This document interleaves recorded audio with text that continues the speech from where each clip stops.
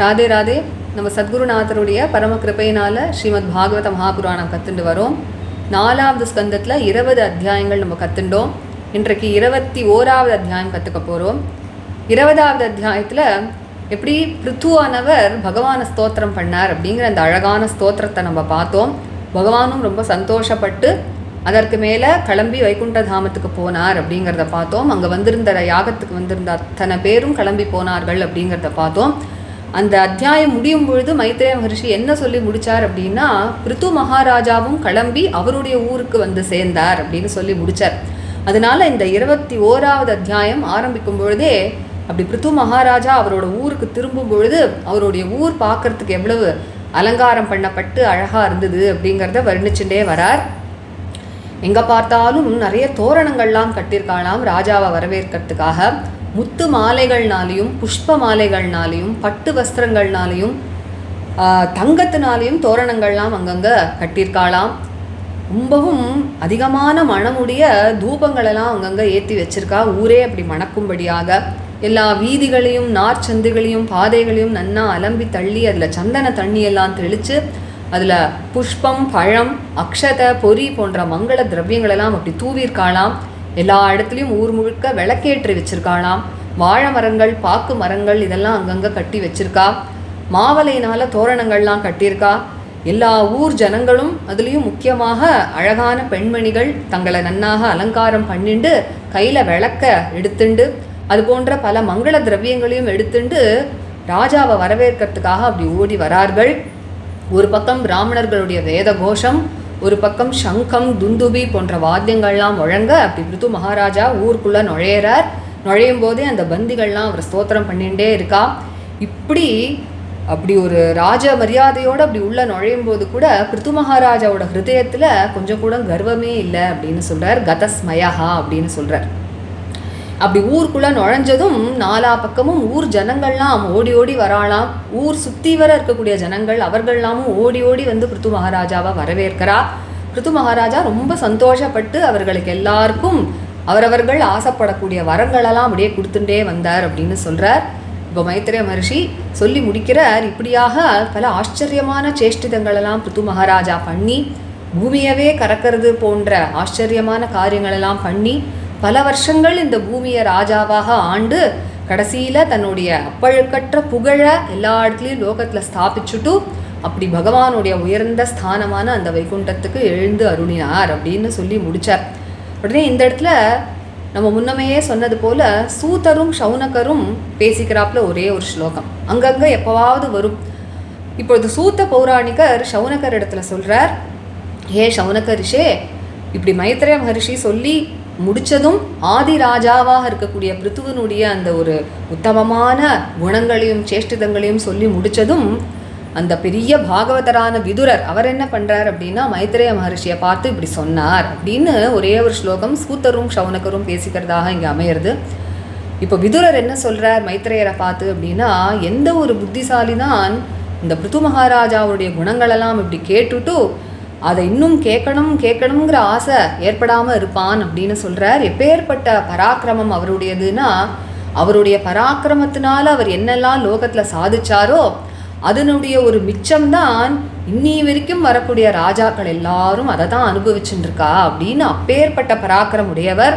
அதனால் அவருடைய சுத்தமான அந்த கர்மங்களெல்லாம் பற்றி எனக்கு இன்னும் நிறைய எடுத்து சொல்லுங்கோ அப்படின்னு கேட்குறார்.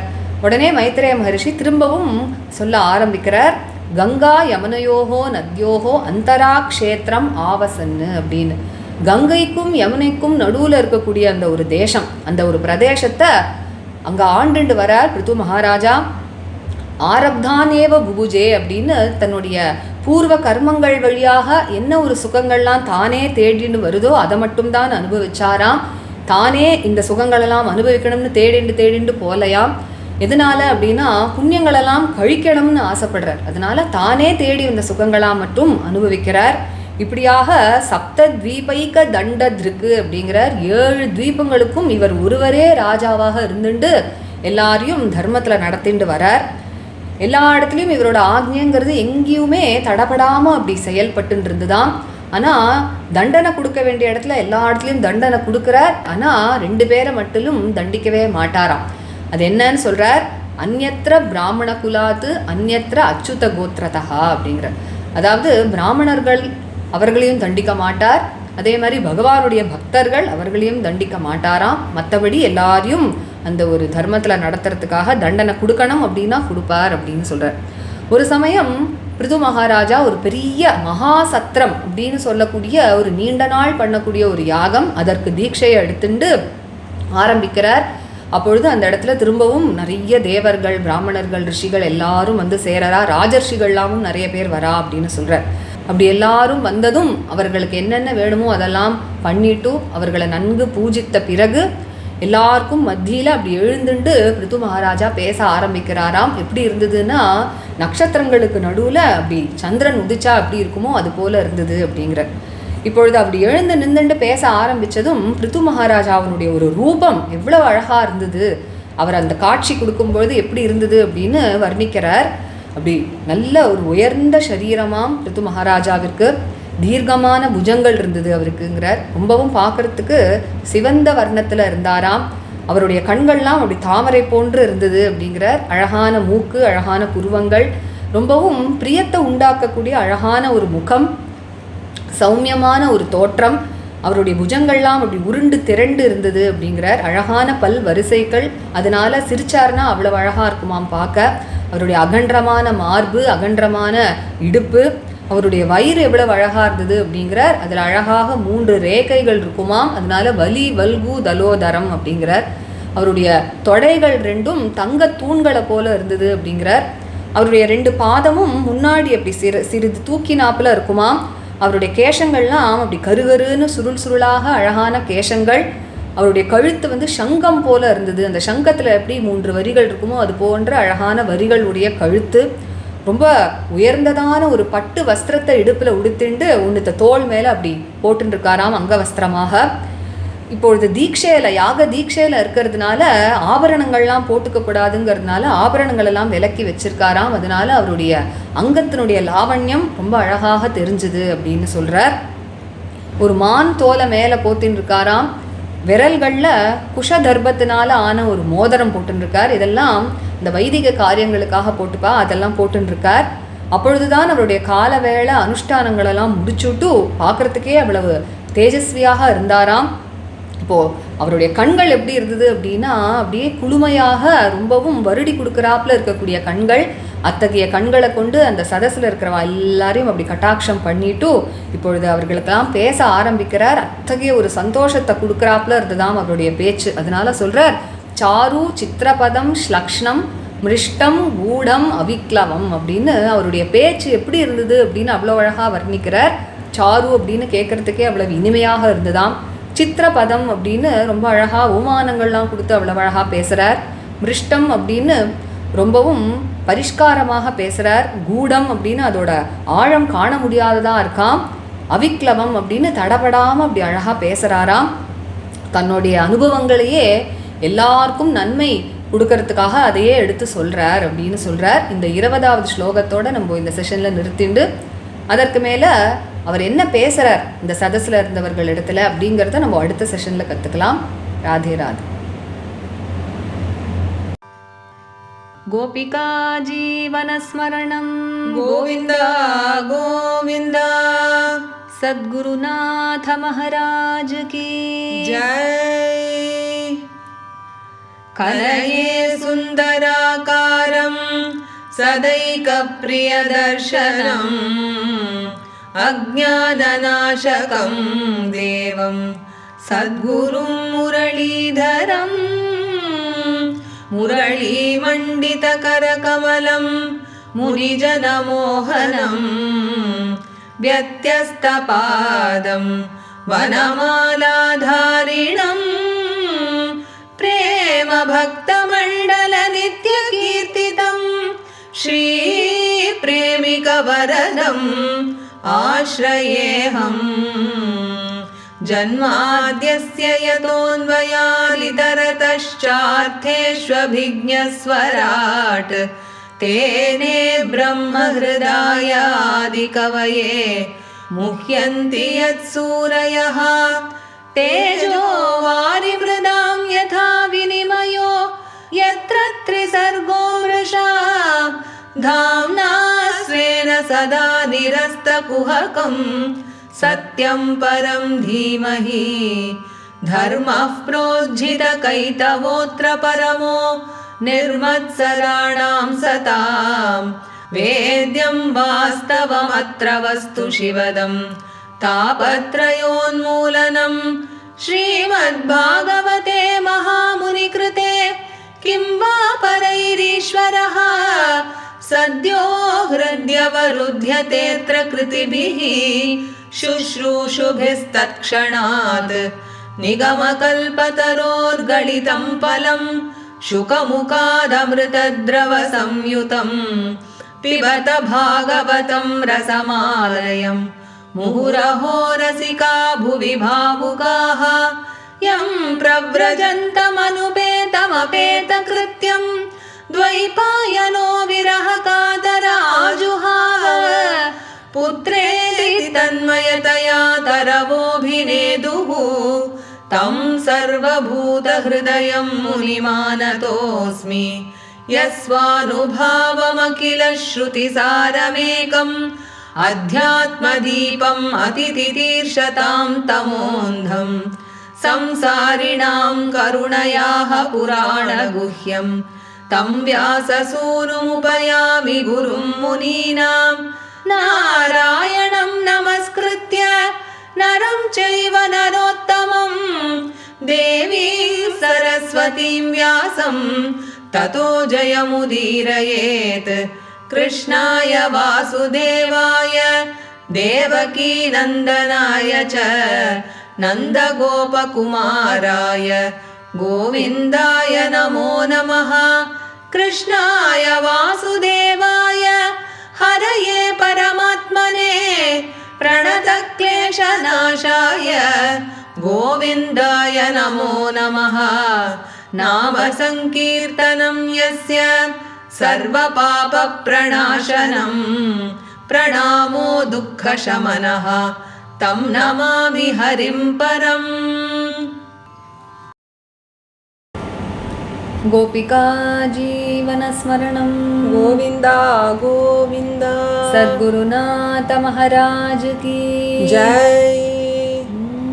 अथ एकविंशोऽध्यायः मैत्रेय उवाच मैत्रेय उवाच मौक्तिकैः कुसुमस्रग्भिः मौक्तिकैः कुसुमस्रग्भिः मौक्तिकैः कुसुमस्रग्भिः दुकूलैः स्वर्णतोरणैः दुकूलैः स्वर्णतोरणैः दुकूलैः स्वर्णतोरणैः महासुरभिभिः धूपैः महासुरभिर्धूपैः महासुरभिर्धूपैः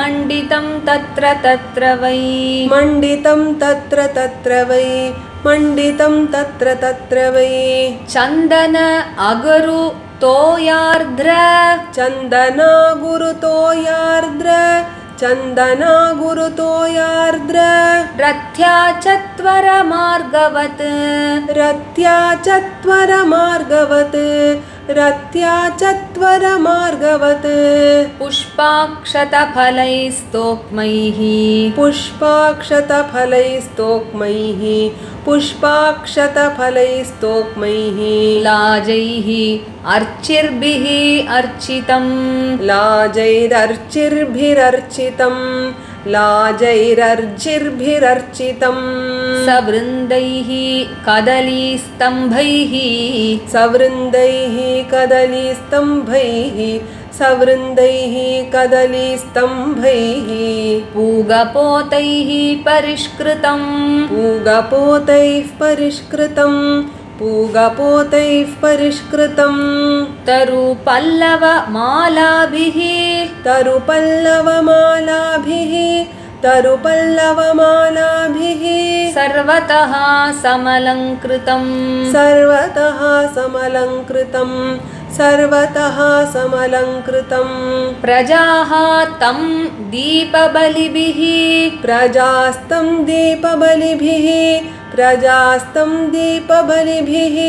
संभृताशेषमङ्गलैः संभृताशेषमङ्गलैः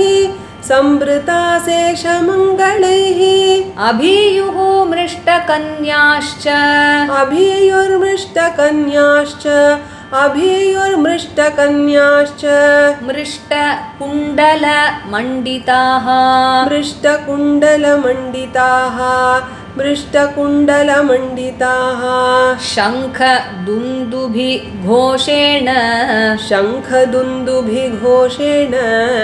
शङ्खदुन्दुभिघोषेण ब्रह्मघोषेण चर्त्विजाम्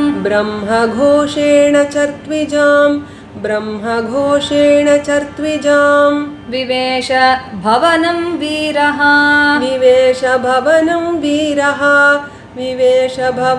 वीरः स्तूयमानो गतस्मयः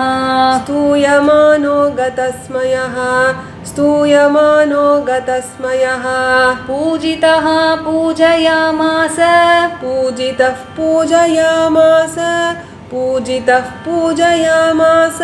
तत्र तत्र महायशाः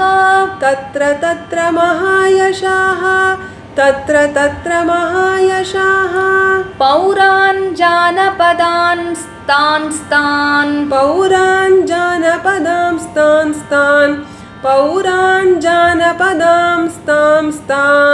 प्रीतः प्रियवरप्रदः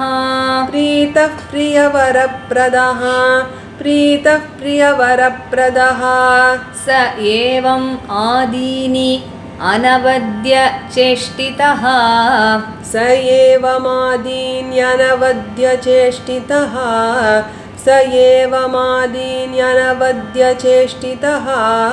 कर्माणि भूयांसि महान् महत्तमः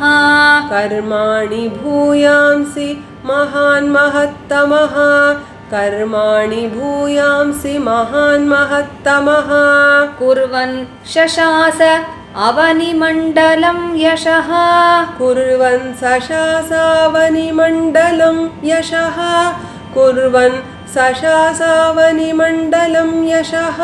स्पीतं निधाय आरुरुहे परं पदम्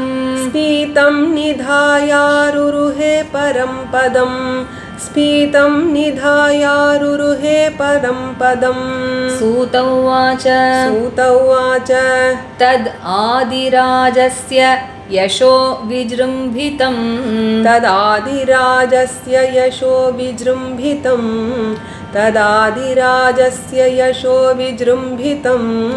गुणैः अशेषैः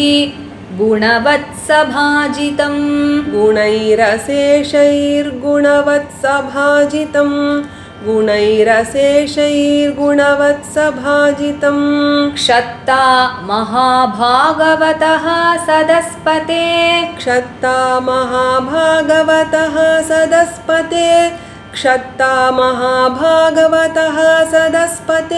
कौशारविं प्राह गृणन्तम् अर्चयन्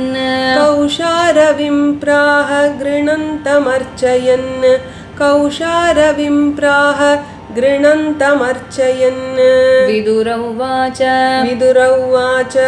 सोऽभिषिक्तः पृथुः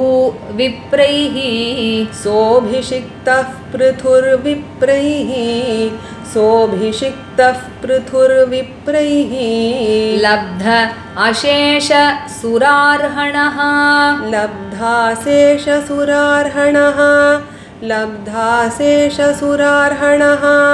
बिभ्रत् स वैष्णवं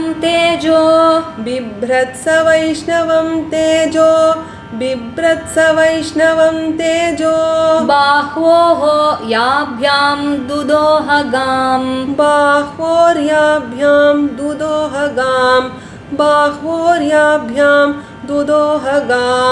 कोन्वस्य कीर्तिं न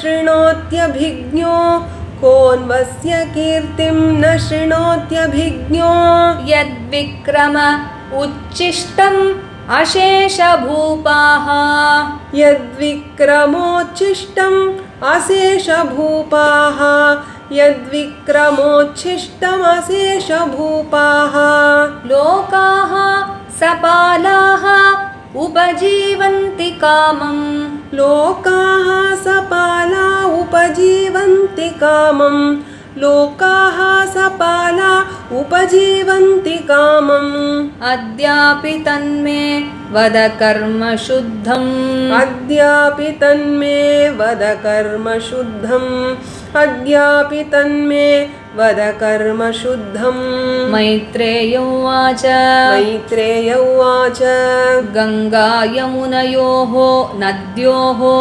गङ्गायमुनयोर्नद्योः गङ्गायमुनयोर्नद्योः अन्तराक्षेत्रम् आवसन् अन्तराक्षेत्रमावसन् अन्तराक्षेत्रमावसन् आरब्धान् एव बुभुजे आरब्धान् एव बुभुजे आरब्धान् एव बुभुजे भोगान् पुण्यजिहासया भोगान् पुण्यजिहासया भोगान् पुण्यजिहासया सर्वत्र अस्खलित आदेशः सर्वत्र स्खलितादेशः सर्वत्र स्खलितादेशः सप्तद्वीपैक दण्डधृक् सप्तद्वीपैकदण्डधृक् सप्तद्वीपैकदण्डधृक्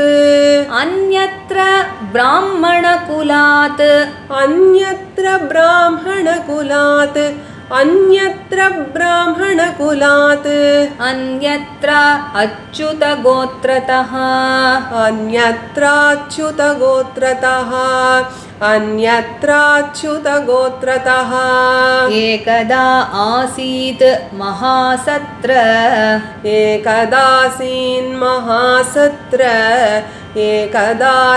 एकदासीन्महासत्र दीक्षा तत्र दिवौकसाम् दीक्षा तत्र दिवौकसाम् दीक्षा तत्र दिवौकसाम् समाजो ब्रह्मर्षीणां च समाजो ब्रह्मर्षीणां च समाजो ब्रह्मर्षीणां च राजर्षीणां च सत्तम राजर्षीणां च सत्तम राजर्षीणां च सत्तम तस्मिन् अर्हत्सु सर्वेषु तस्मिन् अर्हत्सु सर्वेषु तस्मिन् अर्हत्सु सर्वेषु स्वर्चितेषु यथार्हतः स्वर्चितेषु यथार्हतः स्वर्चितेषु यथार्हतः उत्थितः सदसो मध्ये उत्थितः सदसो मध्ये उत्थितः सदसो मध्ये ताराणाम् उडुराड् इव ताराणाम् उडुराडिव ताराणाम् उडुराडिव प्रांशुः पीनायत भुजो प्रांशुः पीनायत भुजो प्रांशुः पीनायत भुजो गौरः कञ्जारुणे क्षणः गौरः कञ्जारुणे क्षणः गौरः कञ्जारुणे क्षणः सुनासः सुमुखः सौम्यः सुनासः सुमुखः सौम्यः सुनासः सुमुखः सौम्यः पीनां सः सुद्विजस्मितः पीनां सह सुद्विजस्मितः पीनां सह सुद्विजस्मितः व्यूढवक्षा बृहच्छ्रोणिः व्यूढवक्षा बृहच्छ्रोणिः व्यूढवक्षा बृहच्छ्रोणिः वलिवल्गुदलोदरः वलिवल्गुदलोदरः वलिवल्गुदलोदरः आवर्तनाभिः ओजस्वी आवर्तनाभिरोजस्वी आवर्तनाभिरोजस्वी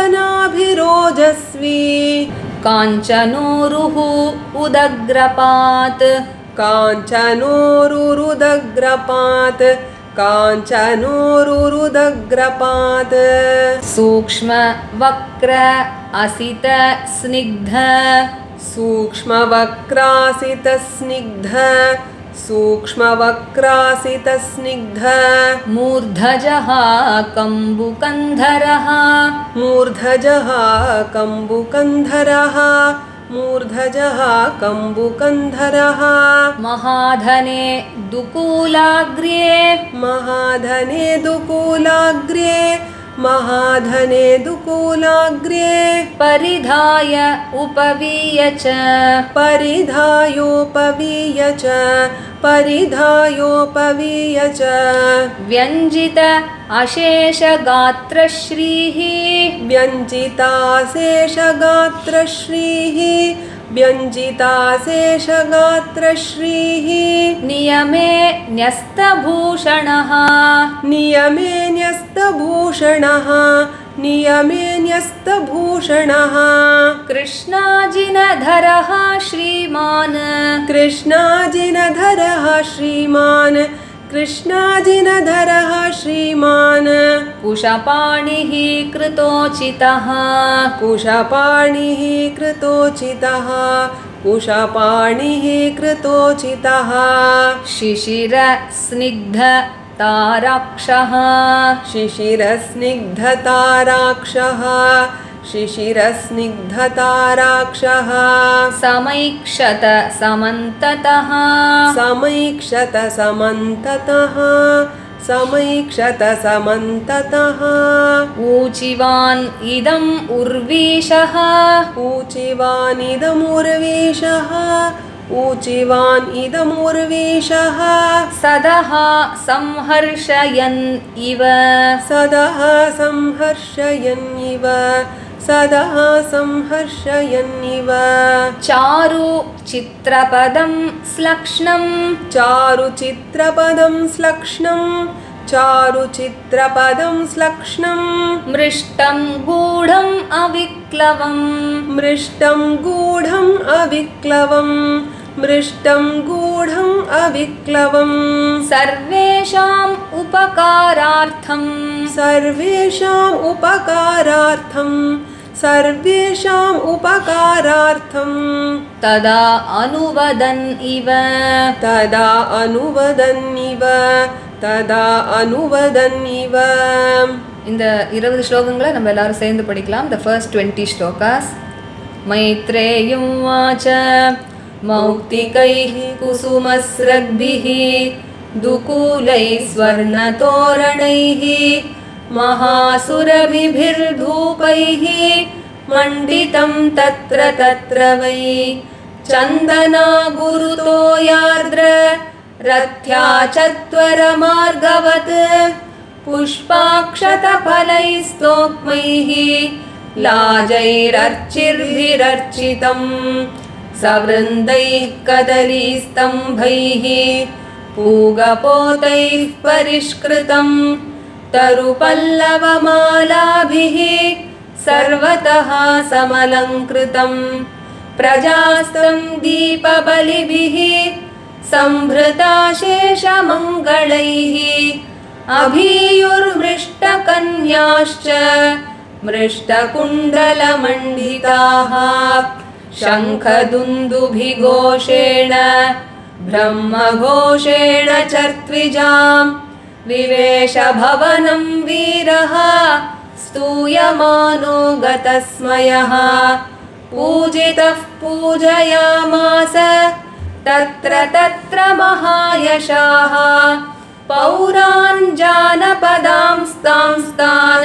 प्रीतः प्रियवरप्रदः स एवमादीन्यनवद्य चेष्टितः कर्माणि भूयांसि महान् महत्तमः कुर्वन् शशासावनिमण्डलं यशः स्फीतं निधायारुरुहे परं पदम् सूत उवाच तदादिराजस्य यशो विजृम्भितं गुणैरशेषैर्गुणवत्सभाजितं क्षत्ता महाभागवतः सदस्पते कौशारविं प्राह गृणन्तमर्चयन् विदुरौवाच सोऽभिषिक्तः पृथुर्विप्रैः लब्धाशेषसुरार्हणः बिभ्रत्स वैष्णवं तेजो बाहोर्याभ्यां दुदोहगाम्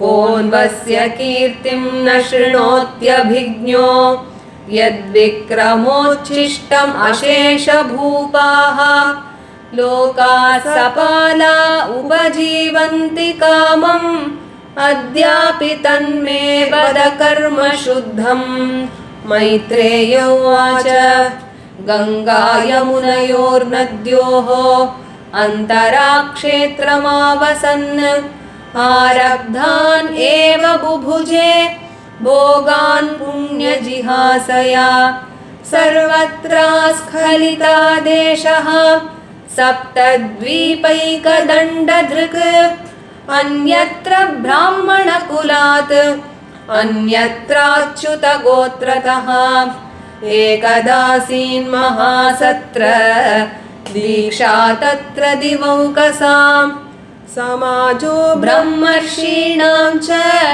राजर्षीणां च सत्तम तस्मिन् अर्हत्सु सर्वेषु स्वर्चितेषु यथार्हतः उत्थितः सदसो मध्ये ताराणाम् उडुराडिव प्रांशुः पीनायतभुजो गौरः कञ्जारुणेक्षणः सुनासः सुमुखः सौम्यः पीनांसः सुद्विजस्मितः व्यूढवक्षा बृहच्छ्रोणिः वलिवल्गुदलोदरः आवर्तनाभिरोजस्वी काञ्चनोरुरुदग्रपात् सूक्ष्मवक्रासितस्निग्ध मूर्धजः कम्बुकन्धरः महाधने दुकूलाग्र्ये परिधायोपवीय च व्यञ्जिताशेषगात्रश्रीः नियमे न्यस्तभूषणः कृष्णाजिनधरः श्रीमान् कुशपाणिः कृतोचितः शिशिरस्निग्धताराक्षः समैक्षत समन्ततः ऊचिवानिदमुर्वीशः सदः संहर्षयन्निव चारुचित्रपदं श्लक्ष्णं मृष्टं गूढम् अविक्लवम् सर्वेषाम् उपकारार्थं तदा अनुवदन्निव श्रीहरये नमः श्रीहरये नमः श्रीहरये नमः। गोपिका जीवनस्मरणं गोविन्दा गोविन्दा சத்குருநாத மகாராஜ் கி जय। இந்த செஷன் நம்ம படித்த ராகம் காப்பி. நம்ம அடுத்த செஷனில் அடுத்த பாதியை கற்றுக்கலாம். Radhe Radhe. Radhe Radhe. By the grace of our Guru Maharaj, we are learning Srimad Bhagavata Mahapurana. And now in the 4th skanda, we learned 20 chapters. And today we are learning the 21st chapter. In the 20th chapter, we saw the beautiful stotra of King Prithu towards Bhagavan Sri Hari, and how Bhagavan and also all the others who had attended that yaga, they left back to their own places. And while concluding that chapter, Maitreya Maharishi had told that Prithu Maharaja also went back to his own capital after the yagas. And so the 21st chapter begins by describing the capital city of Prithu when he entered it. So he says it was decorated all over with strings of pearls, with strings of flowers and festoons that were made of silk cloths and also gold. And it was made highly fragrant with all the incense sticks all around.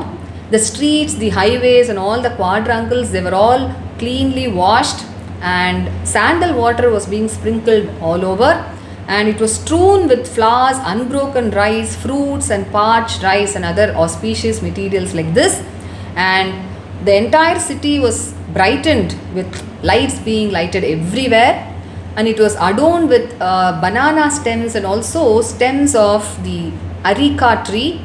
with their leaves, fruits, and flowers along with them.